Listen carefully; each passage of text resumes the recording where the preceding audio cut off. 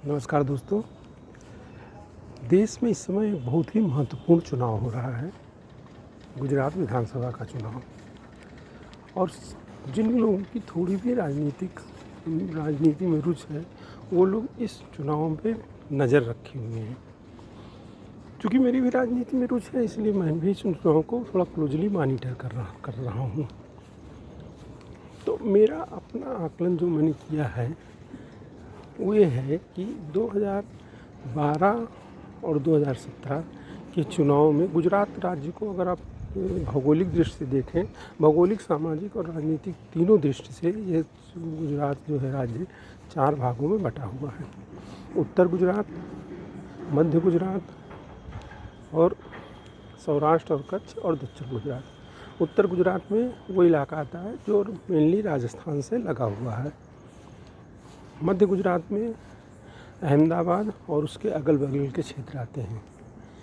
सौराष्ट्र और कच्छ का अपना एक इलाका है। सौराष्ट्र में जो जूनागढ़ है, जामनगर है, राजकोट है, द्वारिका है, सोमनाथ है। और कच्छ भुज वो एक जो डेजर्ट का एरिया है वो है।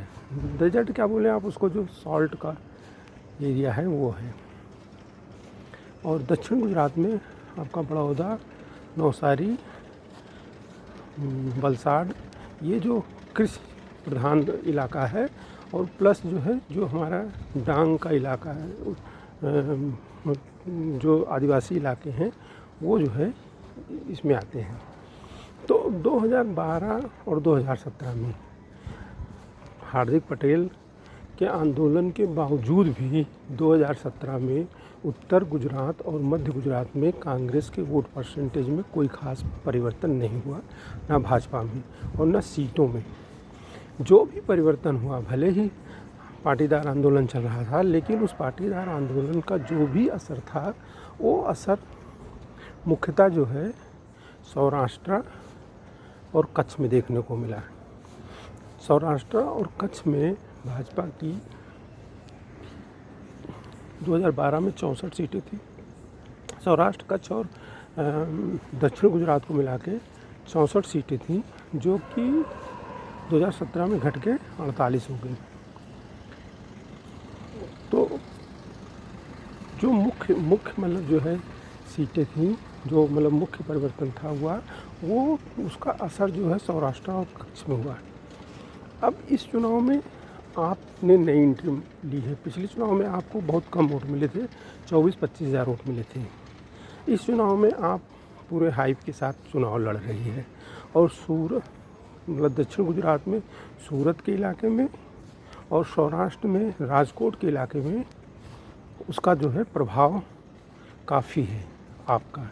लेकिन आपका जो प्रभाव है वो ये है कि वो 25 से 30% के बीच में इन दो इलाकों में वोट पा जाएगी, 25 से 30% के बीच में। तो जो 1990 से जब से कांग्रेस का पतन हुआ, तब से भाजपा और कांग्रेस के वोटों में जो प्रतिशत में अंतर है वो 10% का है। और 10% के कारण जो सीटों का अंतर होता है वो करीब 60 सीटों का अंतर होता है। 10% वोट कांग्रेस कम पाती है और सीटें वो 60 कम पाती है। पिछले चुनाव में ये अंतर घट के 7.5% रह गया था। 7.5% रह गया था, मतलब 2.5% सीटों में वोटों के अंतर में कमी हुई थी। और उसके कारण जो है सीटों में जो परिवर्तन हुआ वो 22 सीटों का रह गया।